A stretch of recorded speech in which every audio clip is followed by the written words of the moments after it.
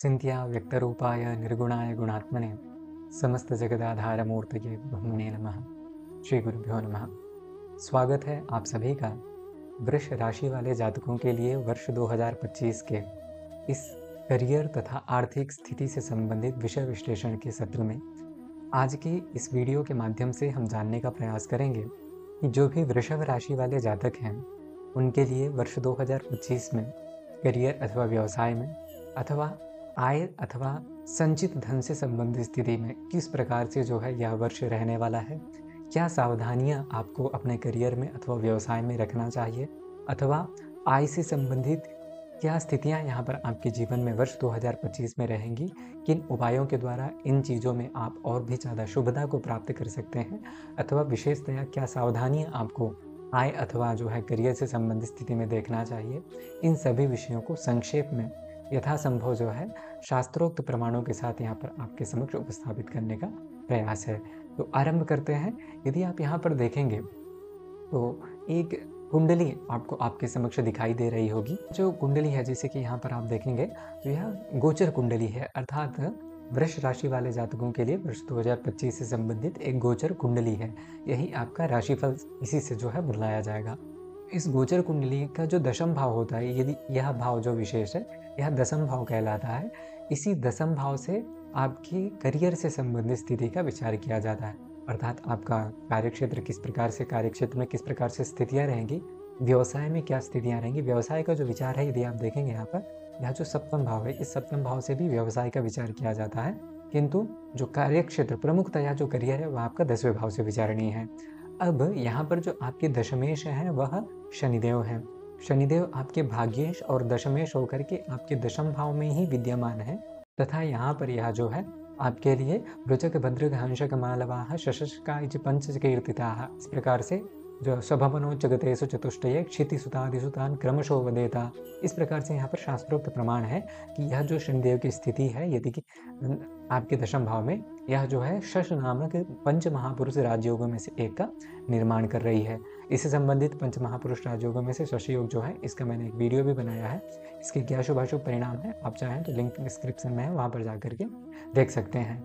तो यह जो शश महापुरुष राजयोग है यह आपको आपके जीवन में करियर से संबंधित क्षेत्र में बहुत ही ज़्यादा उच्च पद को दिलाने वाला है, क्योंकि स्वक्षेत्रे यहाँ पर ग्रामाग्रणीर मंददृक् ऐसा करके जो है यहाँ पर शनि का जो है फल है, अर्थात स्वक्षेत्रे स्थिरार्थ विभवः, मतलब अर्थ में स्थिरता प्राप्त होगी और जो आपका करियर है करियर में स्टेबिलिटी दिखाई देगी। यहाँ पर आप अपने करियर में उच्च पद की प्राप्ति को जो है यहाँ पर देखते हुए प्राप्त करेंगे वर्ष 2025 में। विशेषतः यदि देखा जाए क्योंकि यहाँ पर आपके शनिदेव 29 मार्च 2025 के बाद से जो है लाभ भाव में गोचर करेंगे और यह जो लाभ भावस्थ शनिदेव का गोचर है यह आपके लिए और भी ज़्यादा शुभद है और भी ज़्यादा आय से संबंधित स्थितियों में वृद्धि करने वाला है, क्योंकि यहाँ पर शनिदेव आपके भाग्य नवम भाव के भी स्वामी हैं और दशम भाव के भी स्वामी हैं। अतः भाग्य में वृद्धि के साथ साथ यह आपके आर्थिक स्थिति को मजबूत करेगा तथा करियर में स्टेबिलिटी दिलाने वाला रहेगा। 29 मार्च 2025 के बाद से जब यहाँ पर शनिदेव 11वें भाव में गोचर करेंगे तो यहाँ जो छात्र वर्ग हैं उनके लिए विशेषतया लाभदायक रहने वाला रहेगा, क्योंकि यहाँ पर आप देखेंगे तो जो सप्तम दृष्टि शनिदेव की वह पंचम भाव में जा रही है।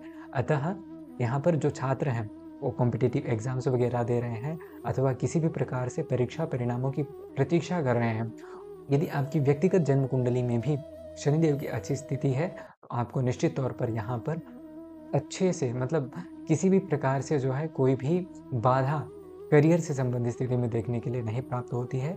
वर्ष 2025 में आपका करियर चमकने वाला है, अर्थात आप अपने करियर में स्टेबिलिटी प्राप्त करने वाले हैं। जो लोग नौकरी की तलाश में थे बहुत लंबे समय से किंतु एक उत्तम जो है नौकरी की प्राप्ति नहीं हो पा रही थी अथवा अभीष्ट उद्योग की सिद्धि नहीं हो पा रही थी, उसमें भी यहाँ पर आपके लिए शुभता बनी हुई है। निश्चित तौर पर आपकी इच्छाओं की पूर्ति यहाँ पर जो है होने वाली है। आय से संबंधित स्थिति पर विचार किया जाए तो आप देखेंगे कि यहाँ पर यह जो 12वां भाव है इस 12वें भाव से तथा यह जो है द्वितीय भाव ये आय तथा धन के भाव कहे गए हैं। यहाँ पर जो आपके आयेश हैं अर्थात यह जो 12वां भाव इसके स्वामी कौन है, देवगुरु बृहस्पति हैं। पहले ही यहाँ पर राहु की स्थिति है तो राहु लाभ भावस्थ होकर के अच्छे ही परिणामों को देते हैं, आय से संबंधित स्थिति तो आपकी पहले ही मजबूत है। आप अपने करियर में भी देखेंगे जब से शनिदेव की स्थिति यहाँ पर वर्ष 2024 से ही यहाँ पर आपके लिए बनी हुई है, तो शनिदेव की स्थिति तो आपके दशम भाव में पहले से ही अच्छा परिणाम दिला रही है, किंतु यहाँ पर जो राहु की स्थिति है यह भी आपको उसमें और भी ज़्यादा वृद्धि को दर्शाती है।